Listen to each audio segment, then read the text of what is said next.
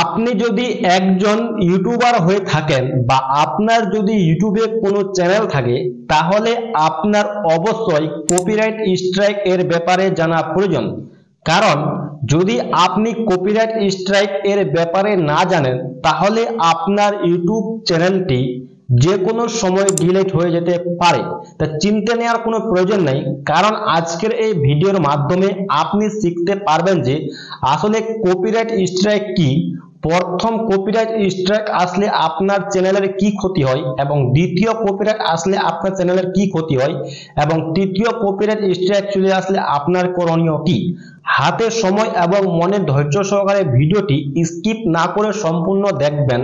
আশা করি বুঝতে আপনার কোথাও সমস্যা হবে না। So without wasting any time, late get started. Alright, চলে আসলাম মূল ভিডিওটিতে। সবচেয়ে প্রথমে জানবো যে আসলে কপিরাইট স্ট্রাইক কি। কপিরাইট স্ট্রাইক কি এটা আমি আপনাদেরকে সহজ সরল এবং সহজ পদ্ধতিতে বোঝানোর চেষ্টা করব, যাতে আপনার কপিরাইট স্ট্রাইক কি এই ব্যাপারে বুঝতে কোনো সমস্যা না হয়। তাহলে কপিরাইট স্ট্রাইক কি? মনে করুন আপনার কাছে একটি মোবাইল আছে। আপনার মোবাইলটি যদি অন্য কেউ আপনার কাছ থেকে ছিনিয়ে নিয়ে চলে যায়, তাহলে কি আপনার মোবাইলটি সে ছিনিয়ে নিয়ে গেল? তাহলে সে কি চুরি করে নিয়ে গেল? আপনি যদি চান তার বিরুদ্ধে আপনি লিগ্যাল অ্যাকশন নিতে পারেন, যে আসলে আপনি সেই মোবাইলটি কিভাবে ফেরত পাবেন।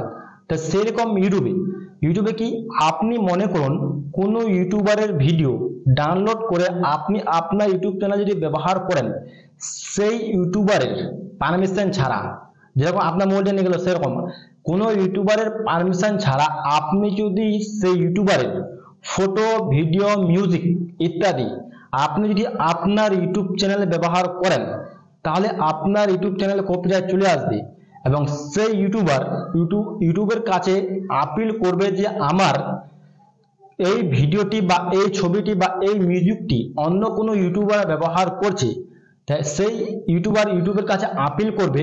তাই ইউটিউবের কাছে আপিল করার পর ইউটিউবও নিজেই সার্চ খুঁজে দেখবে বা পুরোপুরি সম্পূর্ণ তথ্য দেখবে আসলে সে সত্যি ব্যবহার করেছে কি বা ব্যবহার করেনি। তাই ইউটিউবের আপিল করার পর সেই ইউটিউব আপনার ভিডিওটি দেখবে।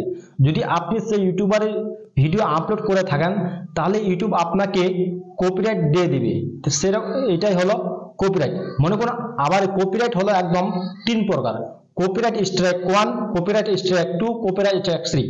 যদি কপিরাইট স্ট্রাইক 1 যদি আপনার ইউটিউব চ্যানেলে চলে আসে, তাহলে আপনার করণীয় কি এবং আপনার চ্যানেলে কি ক্ষতি হতে পারে।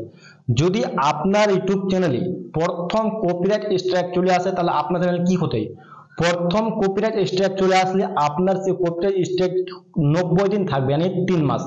প্রথম কপিরাইট স্ট্রাইক চলে আসলে আপনার সেই কপিরাইট স্ট্রাইক থাকবে 90 দিন বা 3 মাস। তা প্রথম কপিরাইট স্ট্রাইক চলে আসার পর আপনি আপনার ইউটিউব চ্যানেলে 1 সপ্তাহ বা 7 দিন লং ভিডিও এবং লাইভ স্ট্রিমিং করতে পারবেন না।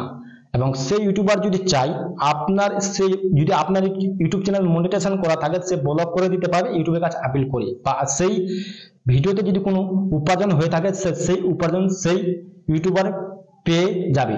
তাহলে আপনার তখন করণীয় কি? আপনার করণীয় এটাই, তখন আপনাকে কপিরাইট স্ট্রাইকের ব্যাপারে সম্পূর্ণ তথ্য ধারণা করতে হবে, জানতে হবে। ওই 7 দিন যে আপনাকে সময় দিয়েছে, এই 7 দিনের ভিতরে আবার যে আপনাকে কপিরাইট স্ট্রাইক দিয়েছে যে ইউটিউবার, সেই ইউটিউবারের কাছে আপনাকে আবার আপিল করতে হবে যে আপনার যাতে কপিরাইট স্ট্রাইকটি উঠে নেয়, বা আপনি তার কাছে পারমিশন নিতে পারবেন 7 দিনের ভিতরে।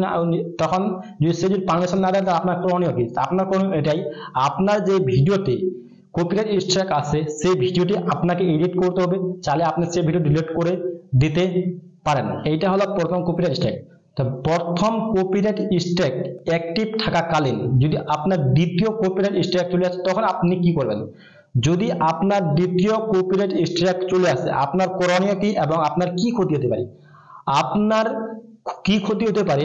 আপনি ওই 90 দিনের ভিতরে যদি আবার আপনার দ্বিতীয় কপিরাইট স্ট্রাইক চলে আসে, তখন আপনি আপনার ইউটিউব চ্যানেলে 2 সপ্তাহ বা 14 দিন ধরে আপনি আপনার ইউটিউব চ্যানেলে নতুন করে কোনো ভিডিও আপলোড করতে পারবেন না এবং লাইভ স্ট্রিম করতে পারবেন না। যদি আপনার ইউটিউব চ্যানেল মনিটাইজেশন করা থাকে, সেটি একদম ডিসেবল হয়ে যাবে 14 দিনের ভিতরে। তখন আপনি কি করে নিন, তো সেইভাবে আপনাকে আবার সেই ভিডিওটি এডিট করতে হবে, এডিট করে আবার ছাড়তে হবে। যেখানে কেউ যদি আপনাকে কপিরাইট স্ট্রাইক দিয়ে দেয়, সে যদি কপিরাইট স্ট্রাইক উঠে যায়, তো সেটা হলো। তো 7 দিন না 14 দিন বুঝতে আপনার যদি সমস্যা হয়, মনে করুন 90 দিন ভিতরে, 30 দিনের ভিতরে, মানে 30 দিনের ভিতরে মানে 90 দিনের ভিতরে যদি আপনার দ্বিতীয় বা দুইটি যদি কপিরাইট স্ট্রাইক আপনার ইউটিউব চ্যানেলে চলে আসে, আপনি প্রথম কপিরাইট স্ট্রাইক আসলে আপনি 7 দিন ভিডিও আপলোড করতে পারবেন না, এবং দ্বিতীয় কপিরাইট স্ট্রাইক 14 দিন, তাহলে আপনার 1 আর 2 বা 1 2 কপিরাইট স্ট্রাইক আপনার বুঝতে কোনো সমস্যা হয়, তখন আসলে তৃতীয় কপিরাইট স্ট্রাইক।